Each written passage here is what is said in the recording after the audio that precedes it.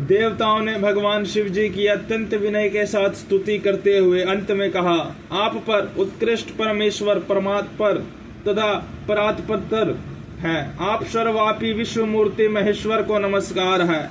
आप विष्णु कलत्र, विष्णु क्षेत्र, भानु, भैरव, शरणागत, वत्सल, त्र्यंबकम तथा विहरणशील है। आप मृत्युंजय है, शोक भी आपका ही रूप है। आप त्रिगुण एवं गुणात्मा है। चंद्रमा, सूर्य और अग्नि आपके नेत्र है। आप सबके कारण तथा धर्म याद स्वरूप है। आपको नमस्कार है। आपने अपने ही तेज से संपूर्ण जगत को व्याप्त कर रखा है। आप निर्विकार, प्रकाश पूर्ण, चिदानंद स्वरूप पर ब्रह्मा परमात्मा है।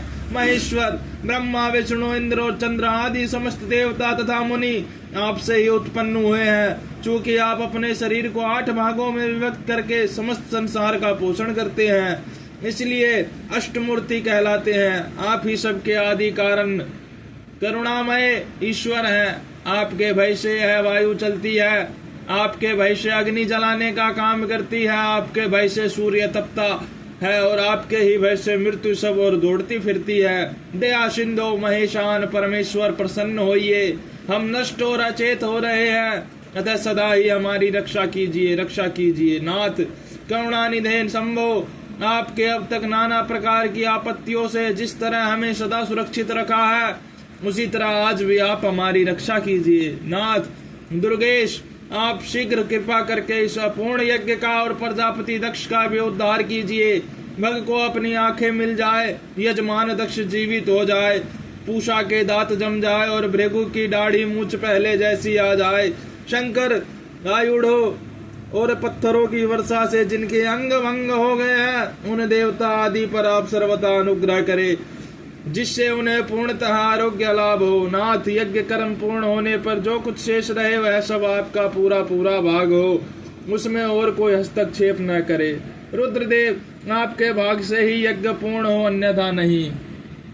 ऐसा कहकर मुझ ब्रह्मा के साथ सभी देवता अपराध क्षमा करने के लिए उद्यत हो हाथ जोड़ भूमि पर डंडे के समान पड़े रहे। ब्रह्मा जी कहते हैं, नारद, मुझ ब्रह्मा लोकपाल प्रजापति तथा मुनियों सहित श्रीपति विष्णु के अनन्य विनय करने पर परमेश्वर शिव प्रसन्न हो गए। देवताओं को आश्वासन दे हंसकर उस पर परम अनुग्रह करते हुए करुणा निधान परमेश्वर शिव ने कहा। श्री महादेव जी बोले, सुरश्रेष्ठ ब्रह्मा और विष्णु देव, आप दोनों सावधान होकर मेरी बात सुने। मैं सच्ची बात कहता हूँ। तात, आप दोनों की सभी बातों को मैंने सदा माना है। दक्ष के यज्ञ का यह विध्वंस मैंने नहीं किया है। दक्ष स्वयं ही दूसरों से द्वेष करते हैं। दूसरों के प्रति जैसा बर्ताव किया जाएगा वह अपने लिए ही फलित होगा। अतः ऐसा कर्म कभी नहीं करना चाहिए जो दूसरों को कष्ट देने वाला हो।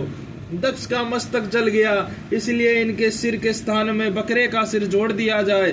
भग देवता मित्र की आंख से अपने यज्ञ भाग को देखे। तात, पूषा नामक देवता जिनके दांत टूट गए हैं, यजमान के दांतों से भली भांति पीसे गए यज्ञान्न का भक्षण करे। यह मैंने सच्ची बात बताई है। मेरा विरोध करने वाले भृगु की दाढ़ी के स्थान में बकरे की दाढ़ी लगा दी जाए। शेष सभी देवताओं के जिन्होंने मुझे यज्ञ भाग के रूप में यज्ञ की अविष्ट वस्तुएं दी हैं, सारे अंग पहले की भांति ठीक हो जाए।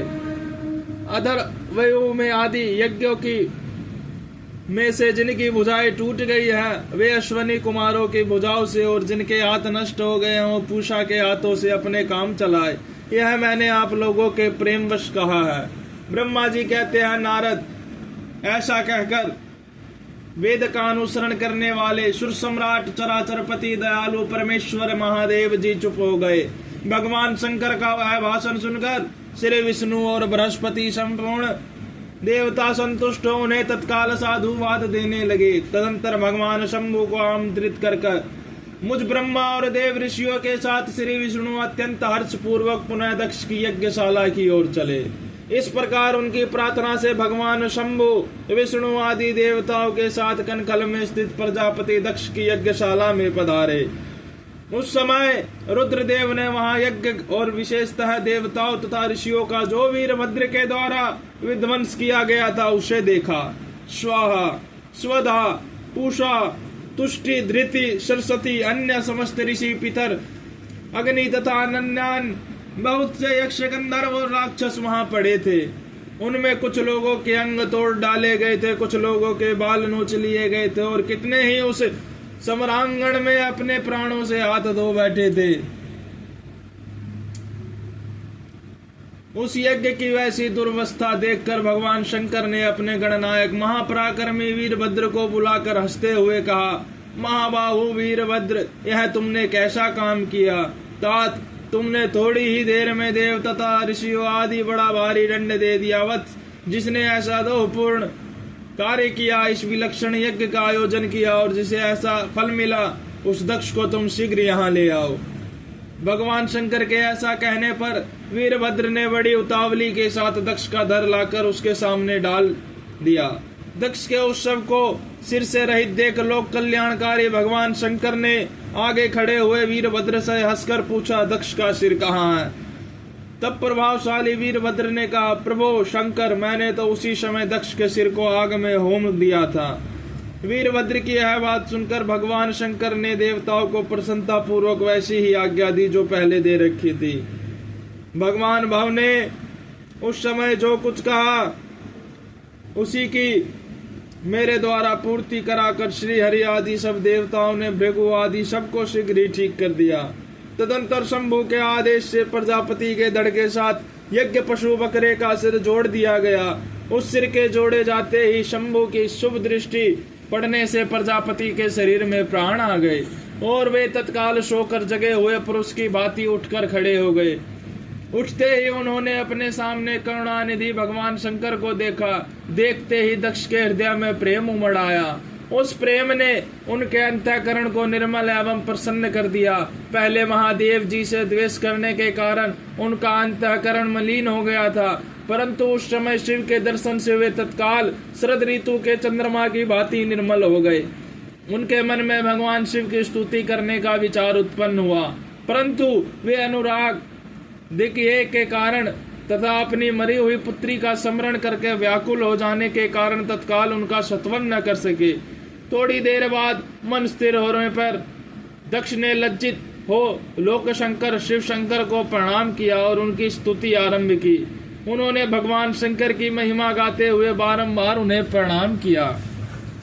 फिर अंत में कहा, परमेश्वर, आपने ब्रह्मा होकर सबसे पहले आत्म तत्व का ज्ञान प्राप्त करने के लिए अपने मुख से विद्या, तप और व्रत धारण करने वाले ब्राह्मणों को उत्पन्न किया था।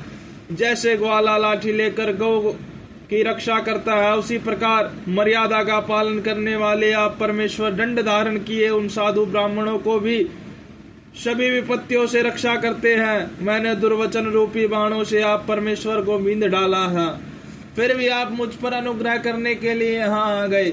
अब मेरी ही तरह अत्यंत दैन्यपूर्ण आशा वाले इन देवताओं पर भी कृपा कीजिए। भक्त वत्सल दीन बंधो शंभो, मुझ में आपको प्रसन्न करने के लिए कोई गुण नहीं है। आप षड्विध ऐश्वर्य से संपन्न प्रातपर परमात्मा है, अतः अपने ही बहुमूल्य उदारता पूर्ण बर्ताव से मुझ पर संतुष्ट हो। ब्रह्मा जी कहते हैं, नारद, इस प्रकार लोक कल्याणकारी महाप्रभु महेश्वर शंकर की स्तुति करके विनीत चित्त प्रजापति दक्ष चुप हो गए। तदंतर श्री विष्णु ने हाथ जोड़ भगवान वृषध्वज को प्रणाम करके प्रसन्नता पूर्वक हृदय और वाष्प गदगद वाणी द्वारा उनकी स्तुति आरंभ कर दी। तदंतर मैंने कहा, देव देव महादेव करुणा सागर प्रभु, आप स्वतंत्र परमात्मा है, अद्वितीय एवं अविनाशी परमेश्वर है। देव ईश्वर, आपने मेरे पुत्र पर अनुग्रह किया, अपने अपमान की ओर कुछ भी ध्यान न देकर दक्ष के यज्ञ का उद्धार किया। देवेश्वर, आप प्रसन्न होइए और समस्त शापों को दूर कीजिए। आप सज्ञान हैं, अतः आप ही मुझे कर्तव्य की ओर प्रेरित करने वाले हैं और आप ही कर्तव्य से रोकने वाले हैं। महामुने, इस प्रकार परम महेश्वर की स्तुति करके मैं दोनों हाथ जोड़ मस्तक झुकाकर खड़ा हो गया। तब सुंदर विचार रखने वाले इंद्र आदि देवता और लोकपाल शंकर देव की स्तुति करने लगे। उस समय भगवान शिव का मुखारविंद प्रसन्नता से खिल उठा था। इसके बाद प्रसन्न चित्त हुए समस्त देवताओं, दूसरे दूसरे सिद्धों, ऋषियों और प्रजापतियों ने भी शंकर जी का सहर्ष सत्वन किया। इसके अतिरिक्त उपदेवो नागो सदस्यों तथा ब्राह्मणों ने पृथक पृथक प्रणाम पूर्वक बड़े भक्ति भाव से उनकी स्तुति की।